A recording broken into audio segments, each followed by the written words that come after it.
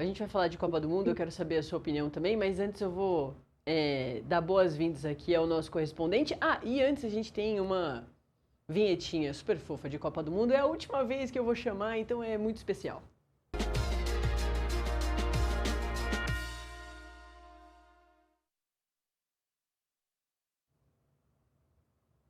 Deixa eu chamar também, dar boas-vindas novamente ao pessoal que está com a gente pela Smart TV, que voltou do intervalo. E eu estou aqui com o nosso professor de Relações Internacionais do IBMEC de São Paulo, Alexandre Pires, e também se junta à nossa conversa o Robson Morelli, nosso correspondente lá nos Estados Unidos, que vem trazendo, professor, as informações desde o comecinho da Copa de tudo quanto é seleção. Tinha um foco na seleção do Brasil, mas faz muito tempo que a gente saiu, então Morelli segue falando de todas as outras muito mais importantes que a nossa. Muito bom dia, Morelli. Bom dia, Natália. Bom dia, professor. Bom dia a todos. Estamos chegando no último fim de semana de Copa do Mundo. Acabou 104 jogos. A Copa já fez 102 partidas. Faltam duas. Amanhã tem a disputa do terceiro lugar, que vale bem pouco, é verdade, para o ranking da FIFA, mas vale muito para os jogadores. Uma despedida legal, uma despedida honrosa. Mbappé, França, Inglaterra, Mbappé e Kane disputam essa partida. Mas a grande final, domingo, em Nova Jersey, coladinho a New York, a Nova York, e com a presença do presidente Donald Trump. Casa Branca confirmou a presença do presidente, como ele fez no Mundial de Clubes do ano passado. Ele fica numa tribuna, o rostinho dele aparece no telão e ele vai passar, como já disse aqui, por um teste de popularidade, porque ele vai estar diante de espanhóis, de argentinos, de latinos, estádio com 80 mil pessoas. Quando o rostinho dele surgir ali, a gente vai ver o teste do Donald Trump neste momento. E é um povo animado, emocionado, né, o professor? E a gente estava falando aqui de teste de popularidade, de aprovação de governo, de aprovação das atitudes com as eleições de renovação de Congresso. Esse aí é um grande teste, né? Geralmente governantes são vaiados, é uma coisa comum. Mas tem governante que liga mais, tem governante que liga menos. Falando de ligar, Donald Trump, que não sabia nem o que era um cartão vermelho, durante essa Copa, que é lá nos Estados Unidos também, ele fez questão de ligar para o seu colega Gianni Infantino, presidente da FIFA, para pedir intervenção na condução ali da sua própria seleção para derrubar um cartão vermelho. Foi polêmico pra caramba, mas a Bélgica tratou de tirar os Estados Unidos, resolver em campo a situação. Os Estados Unidos foram atropelados pela Bélgica, 4-1. Foi bem ruim o jogo de saída, de despedida dos Estados Unidos, mas o presidente Donald Trump, mesmo não ligando para futebol, interferiu na seleção dele, interferiu junto à FIFA, situação muito ruim para a FIFA, e mais, vai agora se despedir da Copa do Mundo lá presencialmente numa final de Copa, professor, que tem chamado muita atenção, que vai parecer um Super Bowl. Né? Os americanos mexeram bastante nessa Copa do Mundo, mexeram bastante no futebol, colocaram a pausa para hidratação, colocaram DJ antes dos jogos, muito criticado também para o pessoal mais conservador do futebol, falou que não tem nada a ver para ter DJ, muito menos show de intervalo, o professor, e claro, me diz para quem você vai torcer aí nessa finalzinha. Bom dia, Morelli. Então, Natália, Copa do Mundo nos Estados Unidos durante o governo Trump, nós sabemos que o presidente em exercício da FIFA, obviamente, seria o Trump, né? Ou seja, ele está ali mostrando isso e tem sim essa americanização dessa Copa do Mundo, ou seja, toda a simbologia americana. Durante o 4 de julho houve também, vai ter um intervalo semelhante ao do Super Bowl. Então você tem sim o Trump tem usado essa valorização ali de traços americanos na Copa, né, como uma plataforma eleitoral, né, ou seja, e política dele. E não era muito diferente do que nós esperávamos, né, ou seja, mas um detalhe importante: a FIFA sempre conseguiu impor várias regras a países que sediavam. No caso dos Estados Unidos agora, ela não conseguiu fazer isso, né? Nem com relação a vistos, a liberação de atletas, comissões, enfim, várias regras que ela teve que aceitar ali as diretrizes americanas, né? Então, é uma Copa que se finaliza com várias controvérsias de várias nações, inclusive políticas, econômicas, a questão do valor dos tickets, entrada ou não de atletas, esse cartão vermelho, enfim, várias questões. E aí, nós vamos ver como ela se finaliza, né? A minha torcida aí, obviamente, é para a Espanha.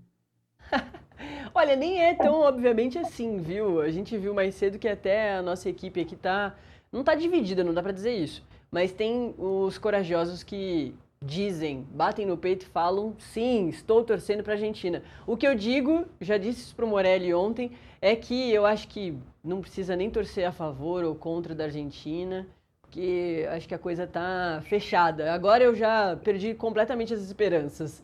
Valeu, viu, professor? Foi muito bom. Essa joia. Torcer para a Argentina não dá, é revogação de nacionalidade. Até mais. Tchau, tchau, Natália. Tchau, professor. Morelli. Até a próxima. E aí, hein, Morelli? O que será que vai acontecer no domingo? A gente está perguntando aqui pro pessoal, é claro, né, nessa nossa última enquete de Copa do Mundo, quem que o pessoal acha que vai ganhar, se é Messi ou Yamal.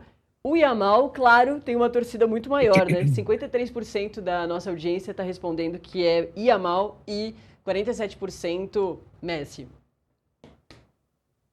Pois é, Natália, mas eu já penso que a Argentina campeã, mesmo sendo a Argentina, a nossa vizinha, a nossa rival, os hermanos, eu penso que é um fecho legal para a carreira do Messi. Sim. Eu acho que é um reconhecimento de todo mundo pelo que ele fez para o futebol. São 20 anos em destaque. O Messi sempre esteve em destaque no futebol. Ele nunca perdeu esse destaque. E aí ele vai para uma final de Copa do Mundo. É difícil não torcer para que um jogador deste tamanho Sim. encerre a carreira por cima. Então, talvez agora eu seja mais Argentina do que Espanha. Gosto da Espanha, gosto do jeito de jogar, tem bons jogadores, tem um menino, né, Lamine Yamal, que foi pego, né, no colo, tomou um banho, né, do Messi. Sim. Essa história é muito boa. Essa história é muito boa e ela é maluca, assim, em todos os sentidos, né? É uma assim... Olha, é uma coisa para você acertar, assim, uma em 1 milhão, né? Gente, esse menininho é o Lamine Yamal, né? E o Messi fazendo uma propaganda da Unicef. E hoje eles estão numa final. Se você escrever isso, você não acredita, né? Mas é o que aconteceu. Então a Espanha tem muito tempo, o Yamal tem muito tempo, ele vai sair dessa banheira, ele já saiu dessa banheira, ele já é um menino de 19 anos, e o Messi com quase 40.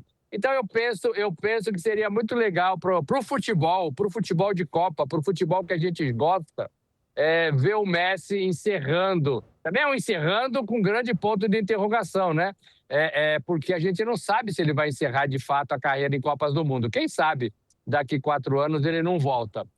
Mas seria bom que a Argentina ganhasse. Eu acho que a gente teria mais histórias para contar desta Copa do Mundo. E olha que a gente acompanha desde o dia 11, né? 11 de junho começou essa Copa gigantesca de 48 seleções, Natália. Agora, como a gente gosta muito, Morelli, sei lá, nem pareceu mais de 40 dias, hein? Eu tô sentindo já falta. Essa semana já foi super triste, porque não teve jogo todo dia, não teve aquele joguinho. Ou a primeira fase, quando a gente tá na primeira fase, a gente fala, mas também tem uns joguinhos, né? Cada seleçãozinha aí para acompanhar, mas a gente teve poucos jogos muito ruins, né? Eu me lembro muito de um com a Bélgica, foi ali o último dela da primeira fase, foi Bélgica e Iraque, acho que foi. Achei muito ruim, pra mim foi o pior que eu acompanhei, acho que ninguém acertou nada, eles não chutavam pro gol, achei um jogo péssimo. E foi num domingo, eu tava num churrasco, gente super alegre de ver Copa do Mundo, e foi aquele jogo super baixo astral. Mas todo o resto eu acho que foi incrível. De campo, né? Um montão de polêmica e muito mais polêmicas fora do campo. A gente comentou agora do Donald Trump, o próprio Mbappé, que amanhã vai tentar ser o maior artilheiro da história das Copas. É a única coisa que vale ali exatamente essa disputa de terceiro e quarto, de terceiro lugar. Mas o próprio Mbappé sofreu um montão de declaração racista de gente do mundo todo, né? Paraguai, também da própria Espanha.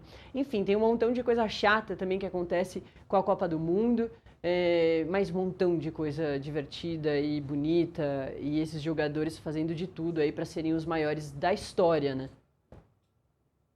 É isso, é exatamente isso. Eu acho que esse formato um pouquinho maior ele vai pegar. A FIFA agora ficou de estudar a possibilidade de 64 times. O fato de sair de 48 para 64, Natália, não muda esse formato nem esse tempo. A única coisa que vai mudar vai ter mais times na primeira fase, mas depois continua 16 avos, oitavas, quartas, então não muda muito. O campeão vai fazer 8 partidas, como é nessa edição. Então a FIFA pensa com muito carinho nisso e pode fazer isso. A parte política, a gente viu demais, né? A intervenção do Donald Trump, o Irã, o ICE aqui nos Estados Unidos. A gente viu um monte de coisa, o cartão vermelho, a gente viu um monte de coisas desse tipo, né? Mas é normal numa Copa do Mundo. Agora, a gente tem que reconhecer os países anfitriões, né? O Canadá, o México, os próprios Estados Unidos. Os jogos são bacanas, os estádios são legais.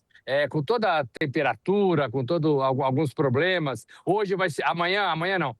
Domingo vai ser um jogo mais difícil, porque o presidente vai estar no estádio, Donald Trump vai estar no estádio. Isso implica em revistas mais minuciosas, mais lentidão para as pessoas entrarem, espaço aéreo totalmente fechado em cima do estádio, nas imediações. Então, tudo isso muda o cenário de um jogo. Mas dentro de campo a gente viu boas seleções, a gente viu bons jogadores. Isso é um destaque dessa Copa também, já fazendo um fechamento, né? A gente viu bons jogadores, craques, protagonistas de uma Copa, que são pessoas que a gente aplaude, que a gente vê de longe, que a gente viu de perto, o Messi. Então tem tudo isso nesse bolo todo. Você não deu sorte no dia do seu churrasco com esse Bélgica e Iraque, mas a Copa foi legal, a Copa foi muito legal. E as pessoas que fazem a Copa, né? As pessoas que trabalham, o torcedor, os países, então tudo isso é muito legal. E a gente acompanhou de pertinho tudo isso, Natália. A gente já sabia que os mexicanos eram ótimos em receber Copa, eles se fortaleceram nisso, eles são muito divertidos, né? Os vídeos que a gente via ali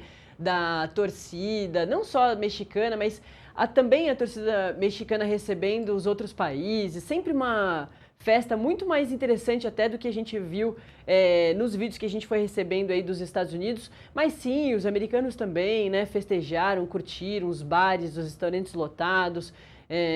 Enfim, é sempre uma festa muito interessante. O Canadá a gente falou pouco, mas normal também, né? Enfim, o Canadá era esse país...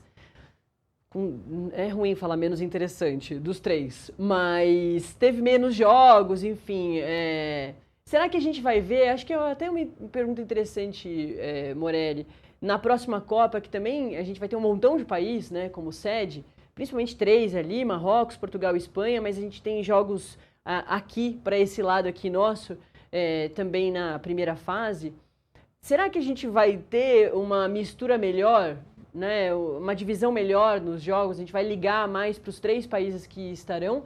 Ou não, um deles ali vai ficar, que nem dessa vez ficou o Canadá, a gente falou pouco. Até também a seleção do Canadá avançou, mas não era a mais interessante. Enfim, acho que tudo ali não deixava a gente tão animado assim com a presença do Canadá. Assim, na América do Sul vão ser um jogo apenas, né? No Uruguai, no Paraguai e na Argentina. Depois que fazem esses jogos, eles vão para os 3 países oficialmente sedes.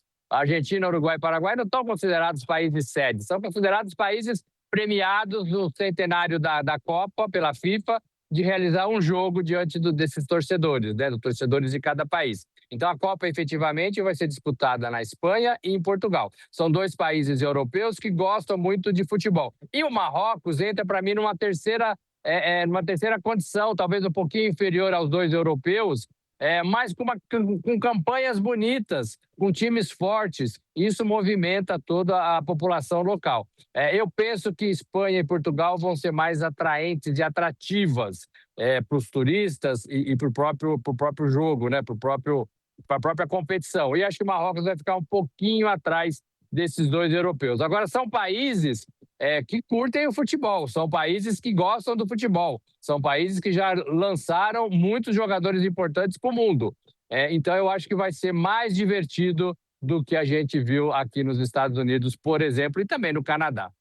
Perfeito.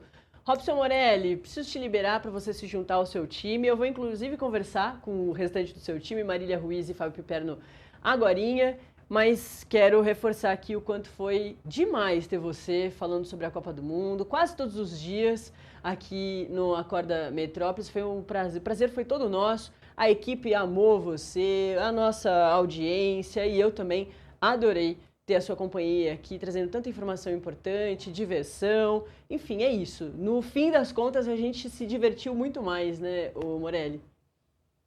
A gente se diverte trabalhando, né? A gente se diverte vendo o jogo, a gente se diverte correndo atrás de jogador, a gente se diverte em países anfitriões de Copa. Foi muito legal participar, foi bem legal também ter esse contato todo com vocês, quase que diário. Gostei muito, me diverti muito e a gente vai se ver por aí. E é isso aí. Valeu, Morelli. Bom trabalho aí nessa reta final de Copa do Mundo diretamente lá dos Estados Unidos.